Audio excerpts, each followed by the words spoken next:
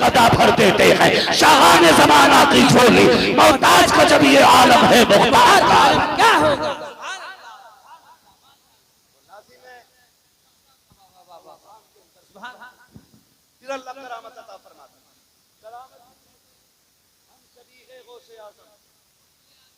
हम सभी है गौसे आजम मुफ्ती आजम मुफ्ती आजम मुफ्ती आजम मुफ्ती आजम।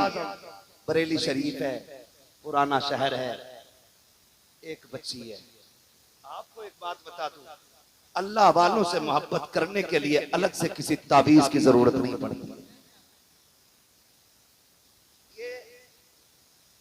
ये साहिब मदार किसी को मोहतने गए, अरकान कमेटी की तरफ से आपको कोई घर जाके कह के आया आना हमारे यहाँ? नहीं ना, हम तो वलियों के दीवाने। जहां विलायत की शमा रोशन हुई, परवाने उड़ के खुद चले आए, है ना? तो अल्लाह खुद मखलूक का दिल अपनी नेक बंदों की तरफ भेज देता है। सरकार मुफ्ती आजम जिधर से जाते थे ऐलान नहीं करना पड़ता था, चुपचाप जाते थे, फिर भी गलियां भर जाया करती थी। यही शान सरकार ताजुश शरिया, जब जाते थे तो गलियां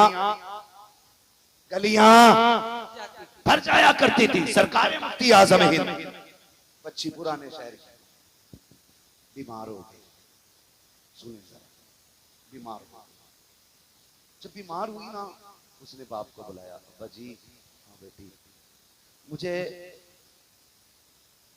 मुन्ने मियाँ से मिलना है। सरकार मुफ्ती आजम हिंद को बरेली शरीफ में बचपन में जो प्यार का नाम माँ ने दिया था ना, मुन्ने मियाँ या नन्हे मियाँ, ये इन्हीं में से कोई एक नाम। तो वो जवानी तक चला, घर वाले नन्हे मियाँ ही कहते थे। बच्ची ने कहा, अब्बा जी मुझे नन्हे मियाँ के यहाँ जाना है। बाप ने कहा, बेटी ठीक हो जाएगी ना, ले चलेंगे। बाप बेटी का रिश्ता बड़ा लगा। जो बेटी वाले वो समझ सकते, और जिन पे बेटी ना हो उन्हें मशवरा है। अल्लाह ने 7 चिराग भी दिए ना बेटे की शक्ल में, तो सजदे में गिर के रब से बेटी मांग लेना। इसलिए कि बेटे जायदाद के वारिस होते हैं, बेटियां बाप के प्यार की वारिस हुआ करती है। जिन घर में सिर्फ भाई हो वो घर कब्रिस्तान लगता है। एक बहन हो ना तो पूरा घर चमन लगा करता है। एक बहन पूरी हवेली को आबाद रखती है, उसका बोलना, उसका उठना पूरे घर को आबाद रखता है। बच्ची थी, कहने लगी, अब्बा मुझे मिलना है। बाप ने कहा, बेटी ठीक हो जाओ, पुराने शहर से सौदा गिरान जाने में वक्त लगेगा, बेटी तबीयत ठीक हो जाएगी, ले चलेंगे।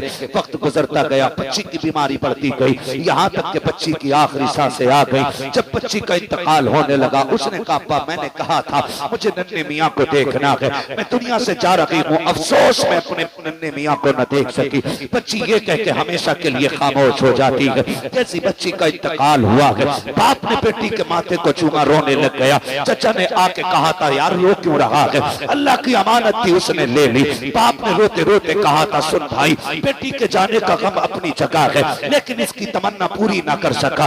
ये नन्हे मियाँ को देखना चाहती थी, क्या करूं मैं, इसको ले जा ना सका। मैं तो ये चाहता था ठीक हो जाएगी, तब मुफ्ती आजम के चौखट पे लेके जाऊंगा, लेकिन मुझे ये तो नहीं पता था कि ये सांसें आखिरी हो जाएंगी, ये मर्ज आखिरी हो जाएगा। बाप ने इतना कहा है। चचा ने कंधे पे हाथ रख के कहा था, आंसू बहाना बंद कर दे, चल उठा गोद में बेटी को, सौदा गिरान लेकर के चल। कहा किस लिए? कहा अगर वो न देख सकी तो क्या हुआ, कम से कम मुफ्ती आजम की नजर तो पड़ जाएगी। ये कह के बाप ने बेटी का लाशा उठाया है। बरेली की गलियां गवाह है, जब बाप बेटी के लाशे को कंधे पे लेके आ रहा था, दुनिया हैरत से देख रही थी कि दुनिया बेटियों को कब्रिस्तान लेके जाती है, ये जिंदे अपनी बेटी की लाश को किधर लेके जा रहा है। जब बाप लेकर के सौदा गिरान आया है, मेरा मुफ्ती आजम है, हम सभी के गौसे आजम मुसल्ले पर बैठ के इबादत में मसरूफ है। आपके तख्त पे बच्ची को लटा दिया जाता है, एक सफेद रंग की चादर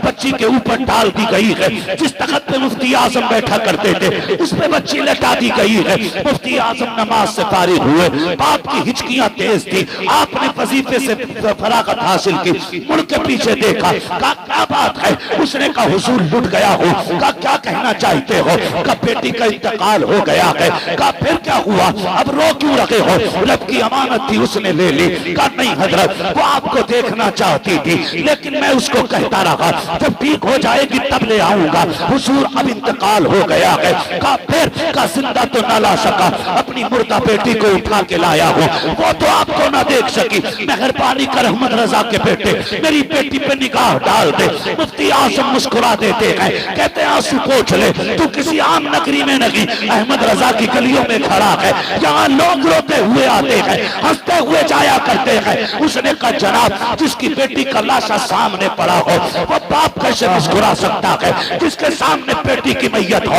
वो कैसे मुस्कुरा सकता है? उठे मुसल्ले से, कहा कहाँ है तेरी बेटी? तख्त पे लेटी है हुजूर, आप आए हैं। आपने आने के बाद पैरों की तरफ से चादर को खींचा है और पैर का अंगूठा पकड़ के कहा था बेटी देख मुन्ने मियां आ गए हैं, तू देखना चाहती थी, इतना कहा है। तारीख कमा खुदा की कसम ऐसा लग रहा था हाथ मुफ्ती आजम के थे, इशारा गौसे आजम का हो गया है।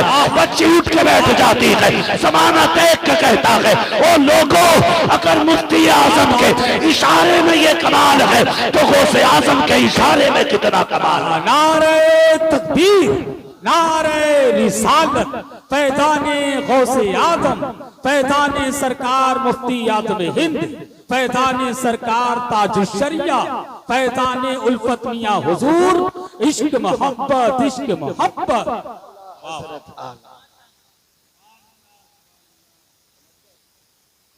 ये करामत का नूर आपको बख्शा, ये नूर करामत का आपको बख्शा। और फिर आपसे किसी ने कहा ना आप हज़रत के बेटे हैं, तो फिर भी रोने लगे। उसने कहा हुजूर रो क्यों रहे? कहने लगे कहां मैं और कहां आला हजरत है। लोग पूछते हैं क्या है आला हजरत?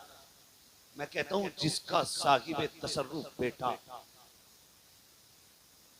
ये कहते कि कहां मैं कहां आला हजरत, मुझे शर्म लगती है जब लोग उनका बेटा कहते हैं। कहा क्यों? कहा जैसा उनके बेटे को होना चाहिए था मुस्तफा रजा वैसा न बन सका। अब बता कैसे थे मेरे आला हजरत, कैसे थे मेरे आला हजरत? मुफ्ती आजम कहते हैं जैसा मुझे होना चाहिए था मैं वैसा ना हो सका। उनका बेटा होने के लिए तो बहुत बड़ा होना चाहिए था। खुदारा आपसे गुजारिश है, चंद पीरों की वजह से अपने घरों में दीवारें खड़ी कर दी, चंद जाहिल खानकाही लोगों की बुनियाद पे हमने अपनों को अपना दुश्मन बना लिया। आला हजरत की सिर्फ वो इज्जत न करे जो बरेली के सिलसिले से मुरीद है। आला हजरत से हर उस बंदे को प्यार करना चाहिए जिसका रिश्ता मदीने वाले से मजबूत है। इसलिए कि इमाम अहमद रजा सिर्फ किसी खानकाह के सज्जादा नशीन नहीं है, सिर्फ किसी खानकाह के मुजाबिर नहीं है। मुजाबिरों को इसलिए मानते हो पीर की कब्र पे झाड़ू देता है, सज्जादा को इसलिए माना जाता है कि वो हमारे पीर की नस्ल में आता है। लेकिन आला हजरत को इसलिए माना जाता है कि उन्होंने हमारे अकीदे की हिफाजत की है, हिफाजत की है। और मैं तो खुल के कहता हूँ माँ का दूध पिया है, आला हजरत को छोड़ो और अकीदा अहले सुन्नत साबित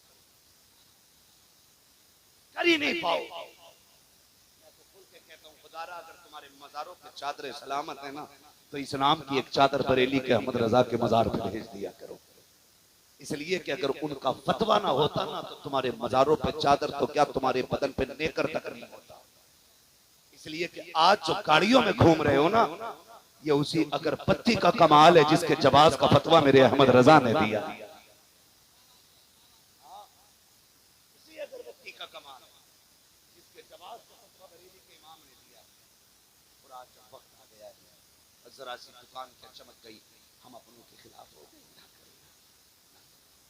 खुदारा इन्होंने हमें अल्लाह से खरीदा,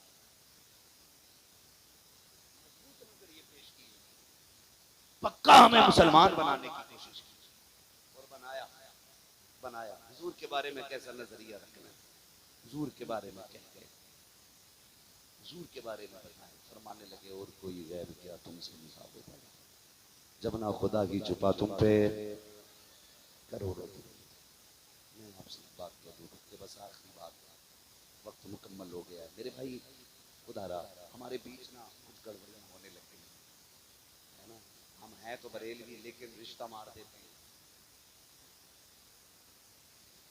कीमा खाइएगा, खाने से खा के आया। सुंदर मौलवियों ने भी कह दिया कि नहीं सर, खाने को क्या फर्क पड़ता है, पूरा ही पूछ गया प्लेट में। हाँ, सुंदर की खासियत है बदबू।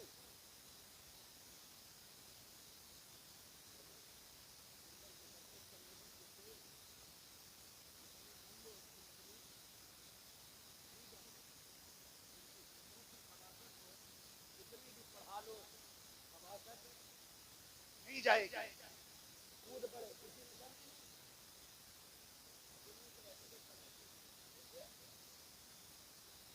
तो भैया अभी पार्किंग में बैठे चल तो वलीमे खाने लोग जा रहे हैं, कुछ लोग बेटी दे देते, कुछ ले लेते। क्यों दी बेटी? असल में रिश्ता अच्छा था ना, मारे दी। सुन मेरे भाई, बच्ची फाके से 60 साल काट लेगी, 70 साल में बिना सोने चांदी के गुजारे हो जाने। ये 60-70 साल जिंदगी बिना दौलत के कट जाएगी, लेकिन कब्र की जो दायमी जिंदगी है ना, वो बिना ईमान के कटना मुश्किल है। बिना ईमान के कटना मुश्किल है। आप जरा सा पैसा देख करके बेटी वहाबियों में धकेल देते हो। लानत है ऐसी दौलत पे जो जहन्नम की तरफ लेके जाए। दौलत देख के बेटी ना दे, दीन देख के बेटी दे। इसलिए कि बेईमानों से खुदा राजी नहीं होता, फाके वालों से अल्लाह भी राजी होता है, रसूलुल्लाह भी राजी होता है। पैसा देखा तो दामाद बना लिया। एक तो ये कह रहा साहब हमने ना